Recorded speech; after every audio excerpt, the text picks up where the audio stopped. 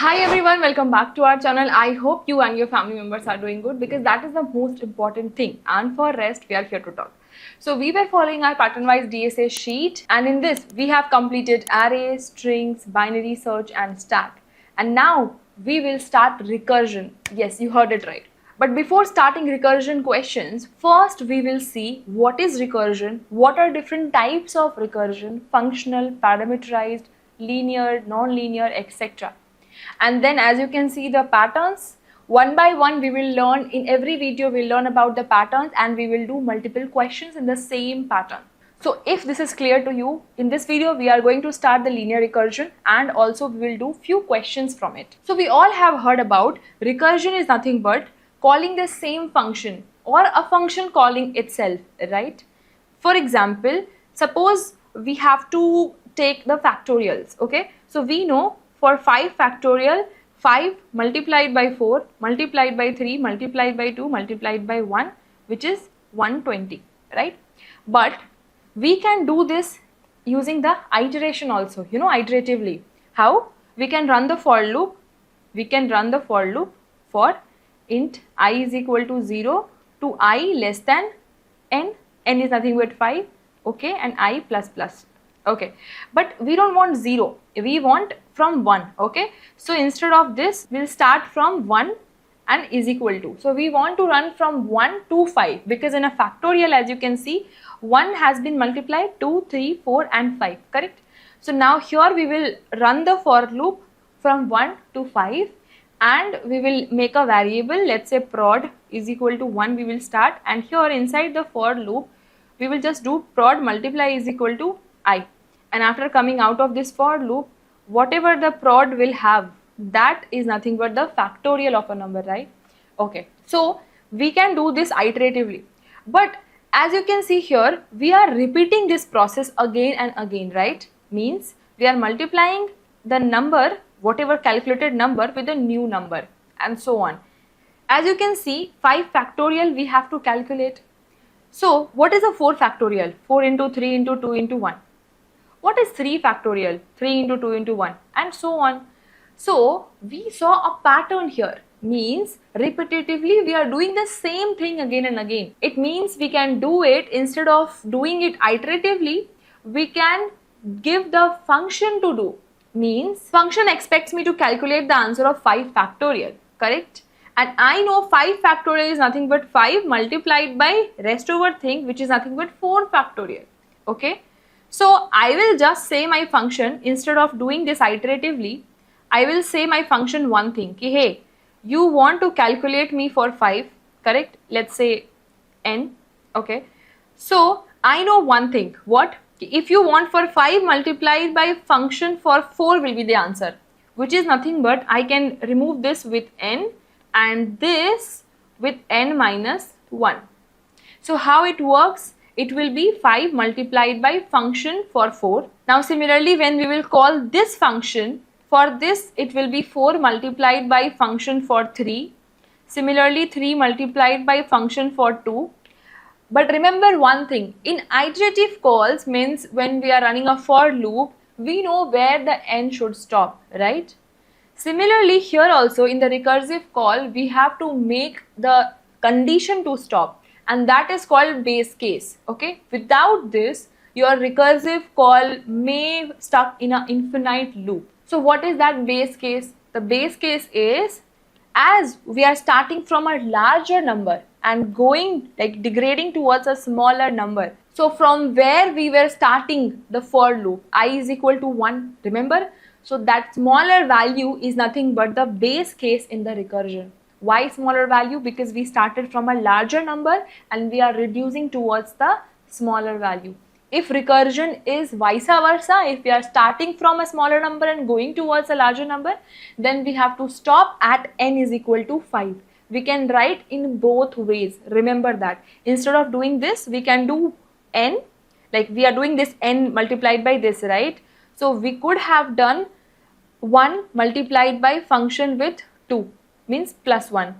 Then for function 2, 2 multiplied by function with 3. But as you can see, this 1 and 2 are changing here, and For that, we need to keep a track of I variable, etc. That will be a little messy, but instead of that, this one is the easiest one. So as we are starting from a larger value n, so hence our code is degrading, so base case will be a smaller number. And what was the value in the iterative call with which we initialized our I value? 1, remember, not 0, correct? So hence that will be our base case. Key base case will be first key if n is equal to 1, we will return 1. Okay, but now coming to the constraint part. If in the question it says ki n will be greater than equal to 1, then this much is enough. But if in the constraint it says ki n can be negative or n can be equal to 0, then remember, you can directly write ki if n is less than equal to 1, in every case you have to return 1, something like that. Okay, means for positive, for 0 and for 1 you have to return. But mostly in the constraint they won't give you ki n can be negative. Okay, and now once you check the base case and n is 5, definitely it passes the base case condition. And now we will say ki 5 multiplied by, now we'll call the function itself, means we are not calculating anything here. We have just said ki hey, I know one thing, if I like, you know, if you want 5 factorial now, we can multiply 5 for the function 4. Why? Because 4 factorial I don't know, but if we have this 4 factorial now, I can multiply with 5 and I can get you the final answer. Now 4 will say, hey, if I can get for function 3 now, like 3 factorial now, I can multiply it with 4 and I can give you. Okay, so it means you can assume ki in recursion, every function are dependent on other function call to calculate and give the answer back to it. Okay, and this is what we will do here. We'll keep on doing n is equal to this, and whatever the answer is, we have to return. So return answer. Okay, so let's dry run this. So initially n is 5, so n like base case will pass, correct? And here will come 5 into this. So you know, in recursion, every call gets stored into inner stack. Okay, so we will say for n 5 and for function 4 we are calling. Okay, function 4. Now in the second call for function 4, 4 into function 3. Now similarly for function 3, 3 into function 2. Now 2 into function for 1. And now when we'll go for 1, we'll check hey, this is n1, so definitely I want to return 1. So for function 1, whatever call was there, it will return 1 to this. Okay, so 1 will be returned to this function 1, and this 2 multiplied by 1, which is 2, this 2 will be returned back, means this. Now 3 multiplied by 2, 3 multiplied by 2 is 6, 6 will be returned back to this function 3. And now function 4 was waiting na ki hey, I am waiting, you give me what will be the value of 3 factorial, so it will be 6. So now 4 multiplied by 6 is 24, and 24 will be given to factorial 4, function 4. And now what happened initially? It said ki hey, I know 5 factorial answer will be 5 multiplied by factorial 4, which I don't know, and I was waiting for function to give me. So now function will say hey, it is 24. So now 5 multiplied by 24, which is 120, and this 120 will be returned to the final call, which is nothing but function n. Okay, so this is how it works. Okay, so we are actually waiting for my smaller function to give me the answer, and then whatever function has been returned back, and the final answer was calculated for the very first function from where we have started. Okay, by the way, this is called functional recursion, but I'll teach you what is functional and what is parameterized recursion. Okay, but this is functional recursion. But before moving forward, based on number of calls in the function, as you can see here in the previous question, we were calling only one function, right? So based on the number of calls also, we have different types of recursion.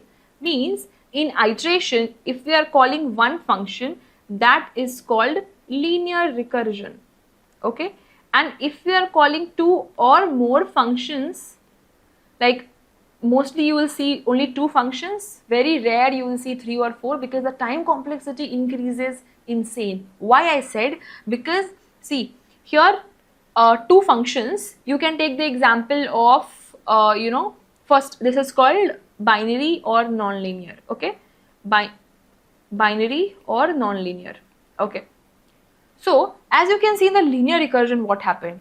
Iteratively also, to calculate our answer, which is 5 factorial, we were running the for loop for 5 times, means n times, and we were getting our answer. Here, if you are seeing this is recursion, don't think the time complexity is 2 power n. No, not for every recursion it happens. As you can see here, you have done by taking only O of n using for loop, and here by taking the function calls also you are taking the same time complexity, like in linear only. Why? See, you said I know 5 and go for 4 called. It went for 4. So as you can see, 1, 2, 3, 4, 5. How many calls? 5 calls. And then in return, it returned back to calculate this. Correct? So it's not 2 power n, right? It's linear, O of n solution. And that is why it is linear, means in the function, number of calls are only 1, then it is linear recursion. And time complexity also will be linear. But if we are taking 2 or more calls, then it will be non-linear or binary recursion. Binary if we are calling exactly 2 functions. Let's take the example of Fibonacci.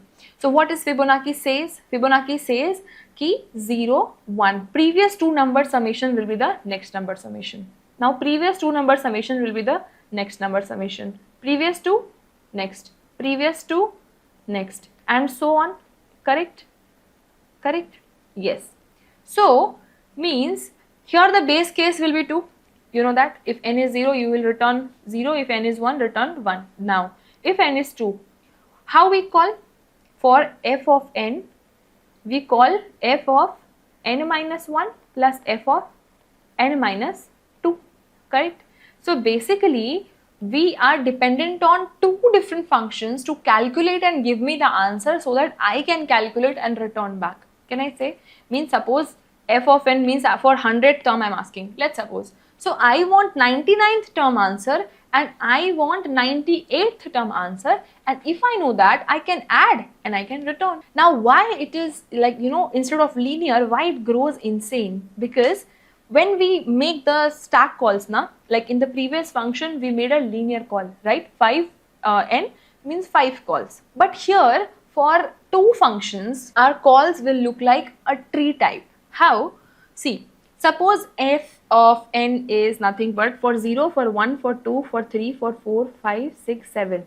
Suppose we want for 7, okay? For 7 we want. So what we will say? I want for 6. Like if I know the answer of 6 and 5, I can give you the answer. 6 will say if I know the answer of 5 and 4, I can give you the answer.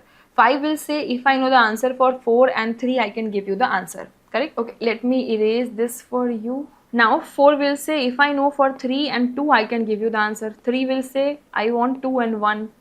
Again 4 will say 3 and 2. Okay, I am though not even making for half. I am just making left half. Okay. For 3, I want 2 and 1. Again for 2, I can say 1 or 0. Again for 2, 1 or 0. For 1, 0. But wait, for 1 though I will return only, na? Correct? For 1, we will return. Okay, so we will not make for this. Now, for 2 again you will call for 1 and 0. So for what is for 1, what is for 0? It is nothing but 0 and 1. So you will add for 2, you will add and give 1 to it. So answer will be given 1. Can I say 1 for this?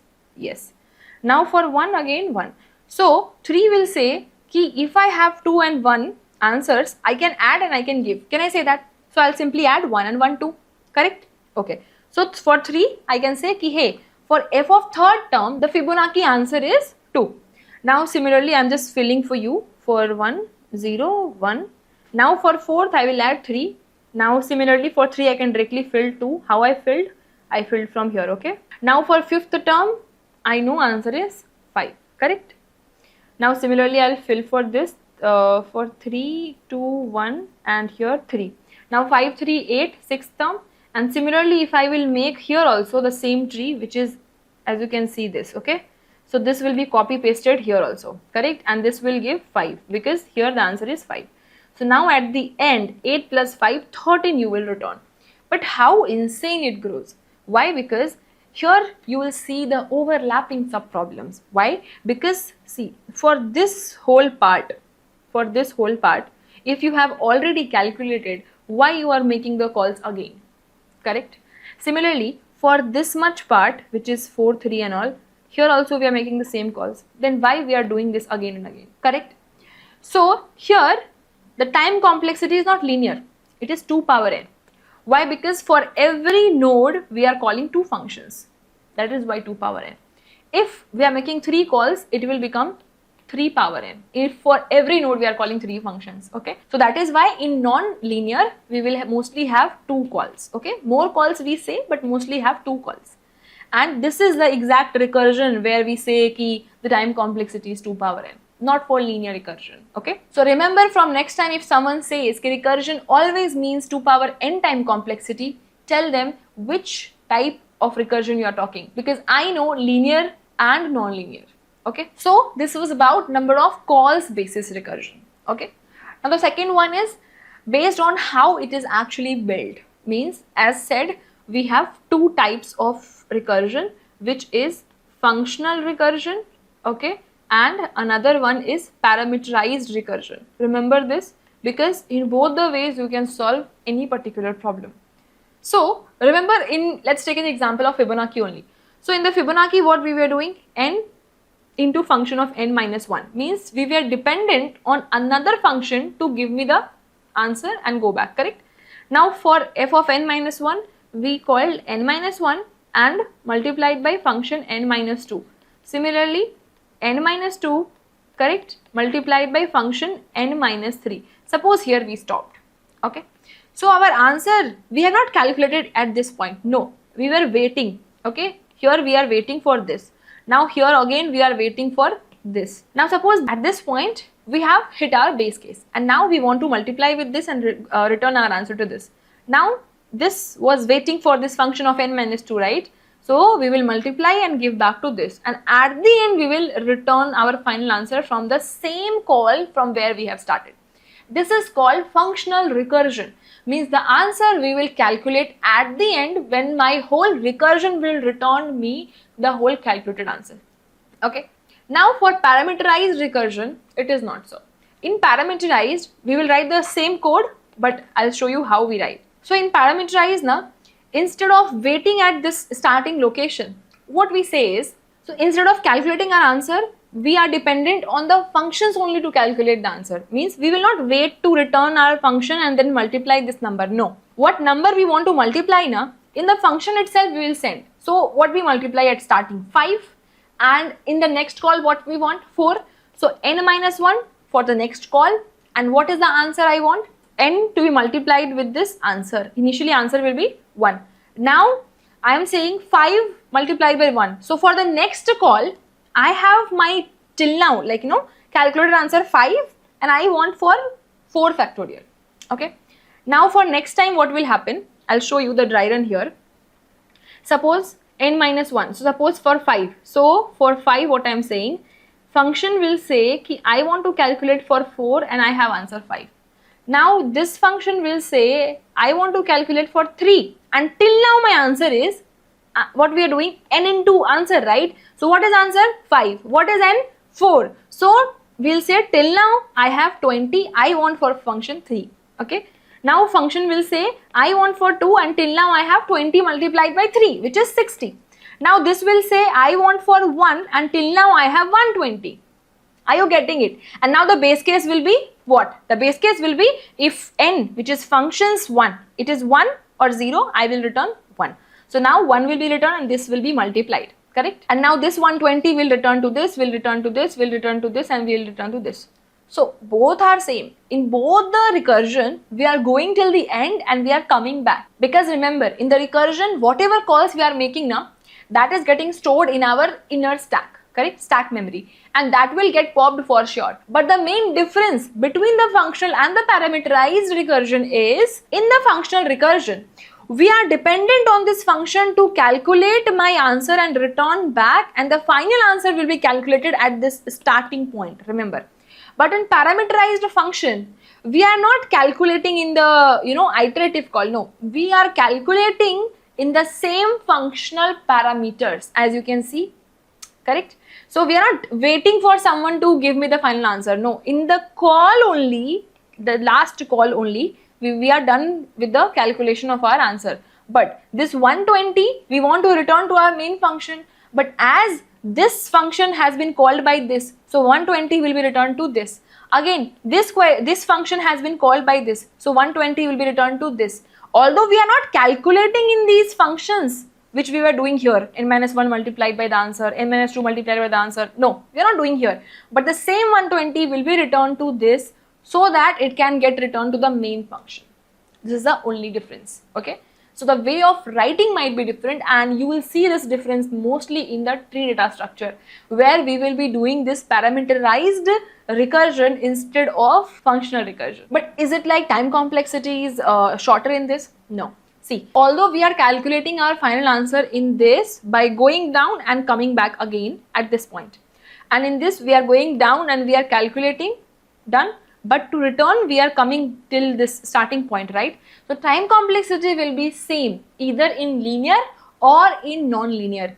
Based on functional and parameterized, the time complexity will be same for both. The only difference is how we are calculating our answers in by functional recursion and by parameterized recursion. Okay, so we'll see this both ways, but as of now, linear recursion and functional and parameterized, we are continuously solving this problem called factorial. So let's try to submit this and let's mark that question also in our sheet. So here is the first question, which is factorial of n. Definitely it is very easy, so let's try to submit this also because we have learned now, right?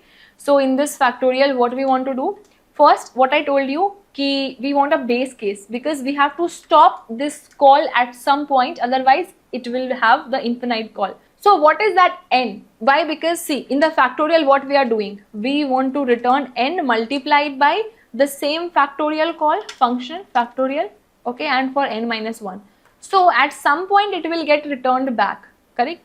But where we are going, n which is 5 for example, and we are going for calling for 4, next time 4 calling for 3, next time 3 calling for 2. So at some point, because we are degrading, so it will become 1 or 0, correct?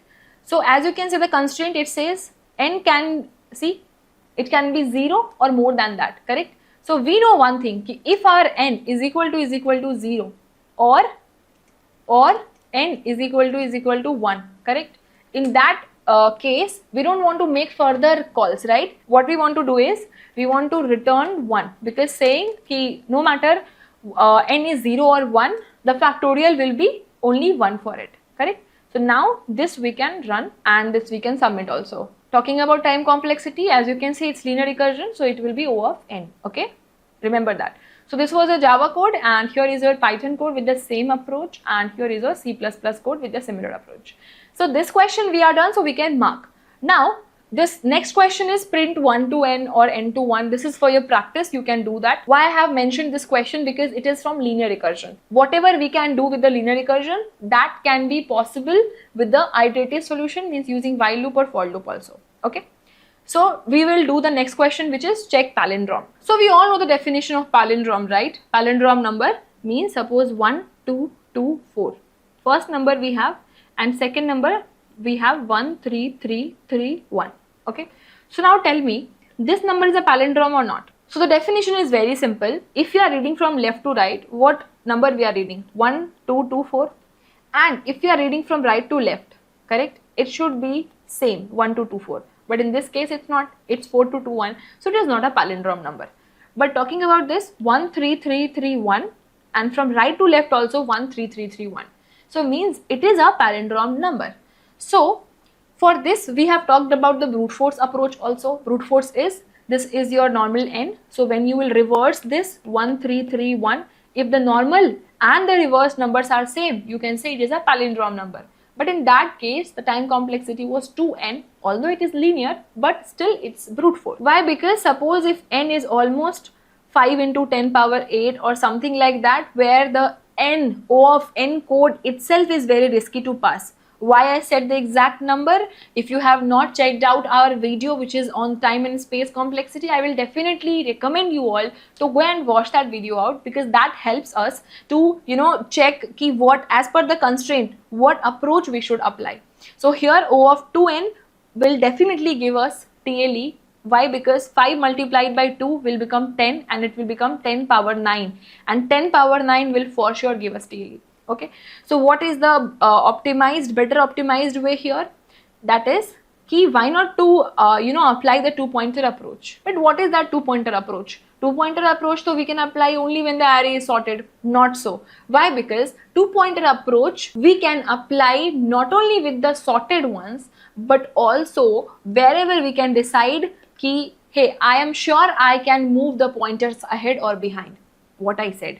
Here, to check the palindrome number, we are sure we want to match our first and last character. Next time we want to match our second and second last character. So I know कि in the second call, I want to move my left pointer left +1 and right pointer at right -1. Correct? So when I am sure, even without the array sorted, I can apply the two-pointer approach. And about all these concepts we have covered in our pattern-wise playlist.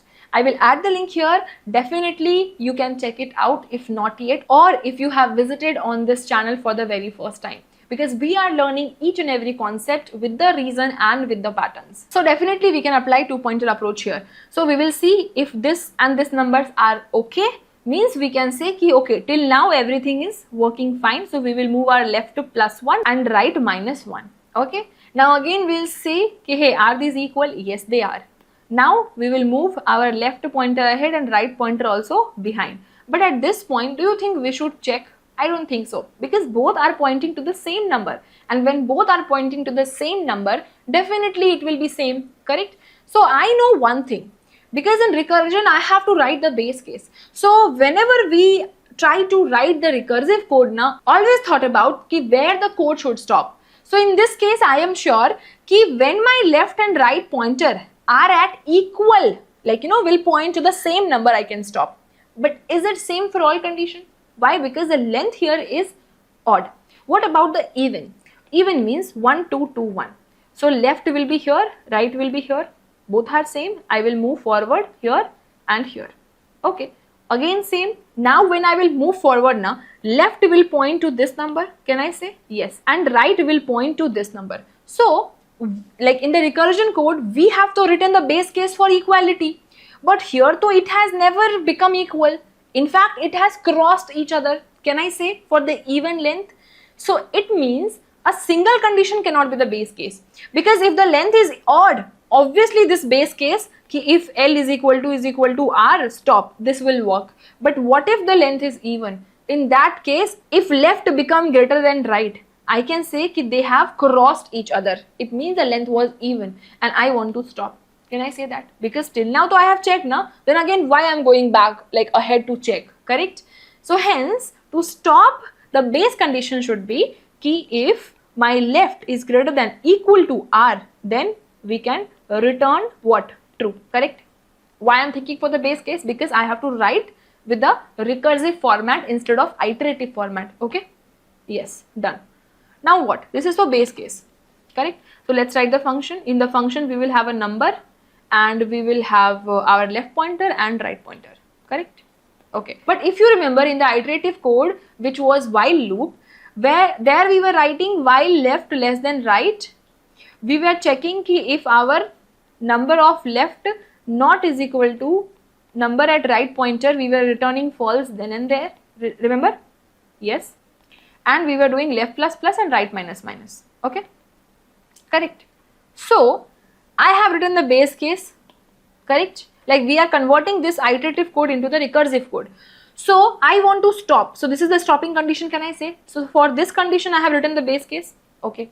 From where we are starting? So, definitely I have to initialize my left pointer from 0 and right pointer from last index. Okay. This is the base case, means if at any point it has crossed or matched, means we can say ki till now everything were same. We have reached, we started from here and now we are at some point where both are pointing to same.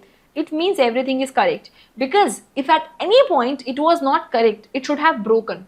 Can I say that? So it means the same thing which we have written here, we have to write for here also. Can I say? Yes, I can. Ki say ki hey, is the base case passed? Yes. Okay. So means for sure my left pointer will be pointing towards the left side and right pointer has pointing towards the right side, and they have not crossed each other. Means I will check ki now equality of numbers.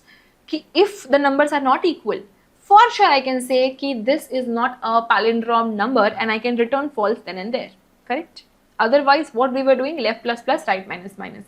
But here we will not do manually, because here like in the iterative code we have to do this. But here in the recursion code the function will do for us. And how it will do, in like we will call the same function with n but l plus 1 and r minus 1. Now it will keep on doing for us left plus plus automatically and right minus minus automatically. And this is the only difference between the iterative code and the recursion code. In iterative, we have to do increment and decrement the pointers manually, but here we just have to set in the function parameters and it will do for us. Okay, so this was about the palindrome, like recursive code for palindrome. Now talking about the time complexity, here what was the time complexity? Can I say n by 2, which is linear only? And what about this case? Definitely O of n by 2. Can I say? Because see, suppose here what is left pointer 0 and right pointer 3. So at first point it will be 0 and it will be 3. It will say like, did they cross each other? No. Are they not same? No. So now move 1 and decrement it to 1 2. So next time it will become 1 and 2. Now again, did they cross? No. Did they not same? No, they are same. So now again it will become 2 and it will become 1. Means at this time they have crossed each other. So how many calls we did? 3. Can I say n by 2 plus 1? Yes. Yes. So it means in the linear recursion, the time complexity is linear only. It's not 2 power n. 2 power n it becomes when we are calling two recursive calls in the same iteration. Correct? And that's it. So can we write the code for palindrome number? Okay. So let's write the code for this. First thing is we have been given an integer and we have to, iterate on the every number index and we have to check if they are same or not. So for that we have to convert this into string. So let's convert this string str is equal to string dot value of, correct? This is how we convert integer into the string for number n. Now we will make a function. So let's say the function name is check and there we have to send str left and right pointer initialize. So left pointer we want to initialize from 0 and right pointer we want to initialize from string dot length minus 1, correct? So now we'll make the function. Let's say return type is boolean, function name is check, here we are calling string str and now integer type left pointer and integer type right pointer, correct? Now in this we have to write the base case ki if left has crossed or matched with right pointer we have to return true then and there, correct? What is the false condition? The false condition was if str dot char at left pointer is not is equal to str dot char at right pointer, then we can say it is not str dot char at, yeah, then we can say a return false because they are not matching, correct? Or else we will return by calling the same function recursively, check str left pointer we have to increment, right pointer we have to decrement, correct? And now at the end this will get returned to this and here we have added the return function. So let's run it. Did I miss something? Okay, return, sorry. Okay, now let's try to submit the code. Okay, for -6 my code is giving false but it is expecting true. Let's see the constraint. Okay, the number can be negative. Okay, so first thing we have to change this into absolute value so that negative can be ignored and then still we have to check for the palindrome, because as you can see for -6 the expected answer is true and it is only possible if it is positive, correct? So we have to convert this our number into absolute value of n and I think then it should work. Let's try to submit this now. Yes, it has been submitted. Okay, so the very important point which we have to take care is if the number is negative, still we have to check for the palindrome condition and it is very important to change the number into positive, otherwise string will consider the negative also as a character, okay, and it will say it's not matching and it will return false. That was the reason it was failing for the negative cases. And if you see the constraint here, then n can go till 10 power 9, correct? And as we are changing this into string, so I can say the length can go till 10 power 9, correct? And 10 power 9 will give us TLE. And this code, if you see the exact time complexity, definitely we say it linear, but the exact time complexity is n by 2. So when you will divide this, 10 power 9 divided by 2, it will become 5 into 10 power 8 and 5 into 10 power 8. If the code logic is simple, it still passes. So that is the reason even if it is recursive code, it got passed because it's linear recursion, okay, not binary. So this was your Java code, and here is your Python code. In Python also you have to convert this into, you know, absolute value, and here also in the C++ you have to convert this, okay. Otherwise all the code have the similar logic, and the time complexity is also similar to the linear, okay. So if you understood this, we can go and mark the third question also as done. Second question I'm expecting you all to do, and let me know in the comment section if you have any doubt. We'll make the video for you all, sure. Okay, and in the next video we will do the next question, which is power xn. So stay tuned, and in this video whatever we have discussed, I hope you have understood each and everything. If still something left, do let me know in the comment section. I'll surely make out and try to cover in the next videos. And that's it for this lecture. If in case you guys are new, we are following the sheet. I'll add the sheet link in the description, and I'm also very active on Instagram, LinkedIn, Twitter. I will add the links in the description. You can definitely reach out to me in case of any guidance. And that's it guys, I hope this video was helpful. I'm only expecting a single like on the video, and do subscribe the channel if not yet subscribed. Let's meet in another video with some more interesting topics and questions. Till then, keep learning, take care of yourself and your family.